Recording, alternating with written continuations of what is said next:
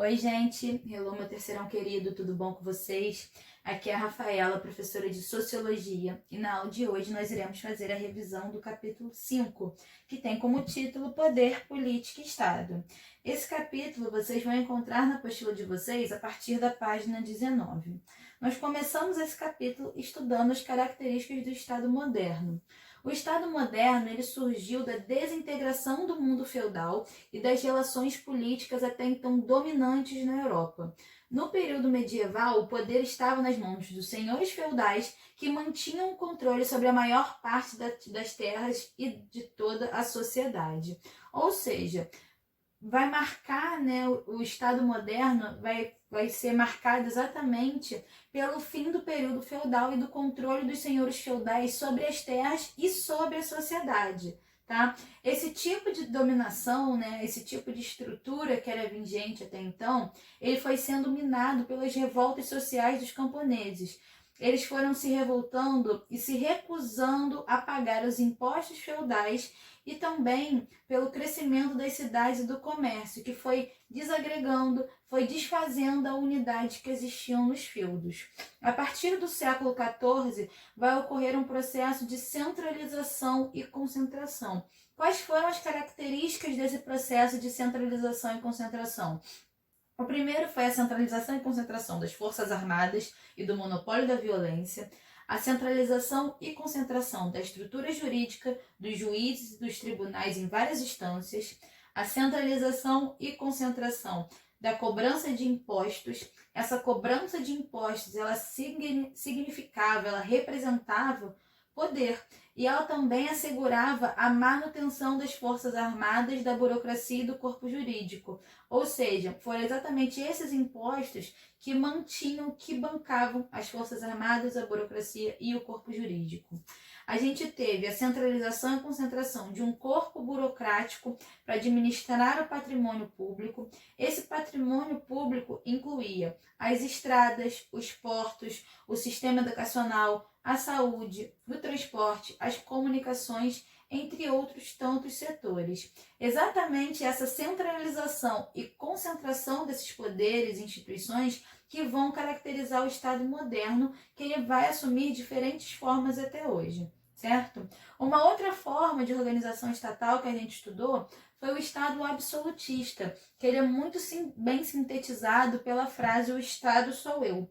Essa frase, né, ela foi dita pelo rei Luís XIV, certo? E o Estado absolutista, ele vai surgir no contexto da expansão do mercantilismo, foi primeiro implantado em Portugal e depois ele foi adotado em vários lugares da Europa. O nome, gente, ele dá uma dica de como que é esse tipo de organização estatal. Então, o Estado absolutista, ele assume o controle das atividades econômicas, o Estado ele vai intervir nas concessões dos monopólios, fixava preços e tarifas, administrava a moeda e os metais preciosos. Exatamente o acúmulo desses bens que expressava a riqueza de um país. Não é à toa que o Estado vai assumir o controle, né, gente? O Estado absolutista também assumia a responsabilidade de centralizar e praticar a justiça e de cuidar do contingente militar, criando exércitos profissionais. Adivinhem o que foi criado para poder financiar essas atividades? Mais uma vez, foram criados impostos gerais para poder bancar isso, certo? O absolutismo, gente, ele coloca frente a frente os interesses dos estamentos feudais dominantes, que são a nobreza e o clero, e os da burguesia, que representavam uma classe em ascensão naquele contexto. Tais interesses, eles eram referentes a quê? A justiça, a administração do patrimônio público e a administração econômica, tá? Depois, gente, a gente estudou o Estado liberal. O Estado liberal, ele surge no século XVIII como uma resposta, como uma reação ao absolutismo. Então, ele vai ter como valores primordiais o individualismo, a liberdade e a propriedade privada. O liberalismo, gente, o Estado liberal, ele vai ter uma interferência mínima do Estado em todos os âmbitos da sociedade, certo? A gente vai ver que o Estado liberal ele representava toda a sociedade, sendo uma espécie de guardião da ordem. Ele não vai intervir nas relações entre os indivíduos, mas ele mantinha a segurança para que todos pudessem desenvolver livremente as suas atividades, certo? E é importante, gente, a gente frisar que o liberalismo ele é uma doutrina político-econômica e ele vai se caracterizar exatamente por essa abertura e tolerância em diversos níveis. De acordo com o liberalismo, o interesse geral e o respeito pela liberdade cívica, econômica e a consciência dos cidadãos. O Estado liberal é aquele que vai adotar o liberalismo, certo? A gente vê que o Estado liberal ele não vai intervir nas atividades econômicas e a plena liberdade para a produção e a circulação de mercadorias garante, conforme esse pensamento, conforme o pensamento liberal, o progresso das empresas e das nações, contribuindo até mesmo para a paz mundial, para vocês terem uma ideia. Depois do Estado liberal, a gente estudou os Estados nacionais no século XX. O que a gente viu? Que pós Primeira Guerra Mundial e durante a Segunda Guerra, a gente teve duas novas formas de organização estatal. De um lado, a gente tinha o Estado fascista, certo? Que foi organizado nas décadas de 1920 e 1930, primeiro na Itália com Mussolini e depois na Alemanha com Hitler e o nazismo. E também a gente teve presença de Estado fascista em diversos países europeus com algumas diferenças. Um Estado fascista, a participação política vai significar uma plena adesão ao regime e ao seu líder máximo. E o que isso quer dizer? Basicamente que ninguém podia fazer qualquer tipo de crítica ou oposição ao governo. Tá? Do outro lado, a gente tinha o Estado comunista. Esse Estado comunista, ele acontece da primeira experiência socialista, que foi iniciada em 1917 na Rússia, e ele procurava fazer frente às condições precárias de vida das classes trabalhadoras. Ou seja, o Estado comunista ele tentava batalhar por condições melhores para essas classes trabalhadoras. As ideias socialistas elas já estavam presentes em toda a Europa, mas elas se concretizam por meio da Revolução Russa. O objetivo era exatamente incentivar a participação de camponeses, operários e soldados, sempre sob o controle do Partido Comunista.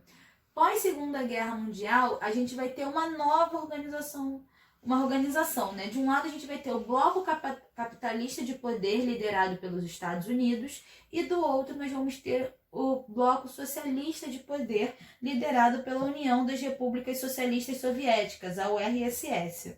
O que vai acontecer, gente? Com o passar dos anos, a URSS ela vai perdendo força, ela vai perdendo fôlego e vai deixar diversos dos países que a integravam, como por exemplo Polônia, Hungria, Iugoslávia, Tchecoslováquia, em uma situação muito complicada, uma situação econômica bem difícil.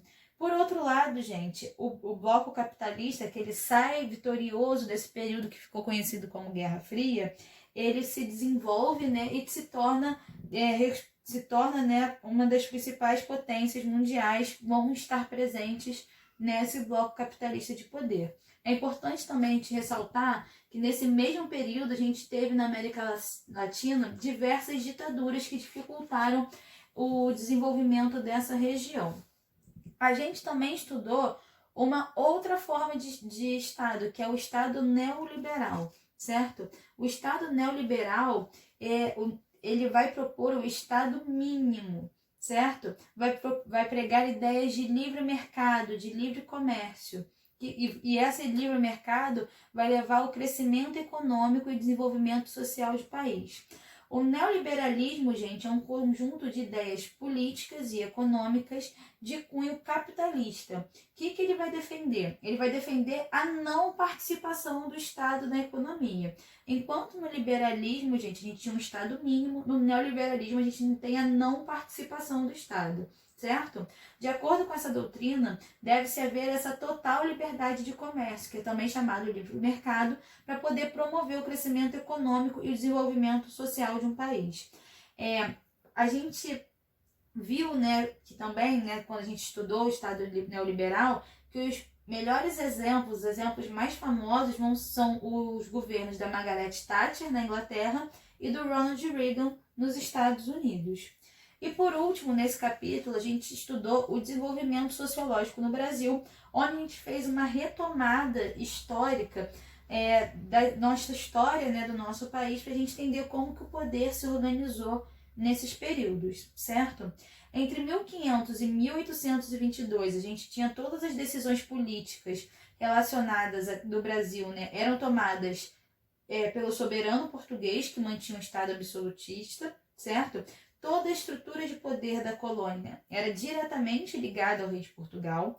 Entre 1822 e 1889, da independência da República, a gente tinha aqui no Brasil um Estado imperial constitucional com os poderes executivo, legislativo e judiciário. No entanto, existia um quarto poder, que era chamado poder moderador, que ele era exercido pelo imperador e que ficava acima dos outros três poderes. Entre 1889 e 1930, a gente teve um período conhecido como República Velha. Entre 1930 e 1945, nós tivemos o período de Getúlio Vargas. Nesse período, o Brasil teve duas constituições, a de 1934 e a de 1937. Essas constituições elas eram bem diferentes, já que a de 34 tinha um fundamento liberal, enquanto a de 37 a gente tinha uma inspiração fascista e autoritária. Entre 1945 e 1964, a gente viveu aqui no Brasil um período de democracia instável, sempre ameaçada por tentativas de golpe. E entre 1984 e 1985, nós tivemos o período de ditadura militar, onde todos os governos eram dirigidos por generais, certo? E de 1985 até os dias atuais, nós tivemos governos democráticos, democraticamente eleitos. Tá bom, gente? E aqui a gente encerra a revisão do capítulo 5. Então, gente, nós estamos chegando ao fim dos nossos estudos do capítulo 5 e como vocês já sabem, né, nossa última atividade de cada capítulo é fazer um resumo dos conteúdos trabalhados. Atenção, galera! Para um resumo ficar eficiente, né, para atender a nossa proposta, todos os assuntos presentes ao longo do capítulo têm que estar presentes no resumo de vocês. Porém, atenção que resumo não é cópia. Explique com as suas próprias palavras os conteúdos que foram trabalhados ao longo do capítulo, tá bom? Caprichem! A gente fica por aqui. Um beijo, se cuide, até a próxima. Tchau, tchau!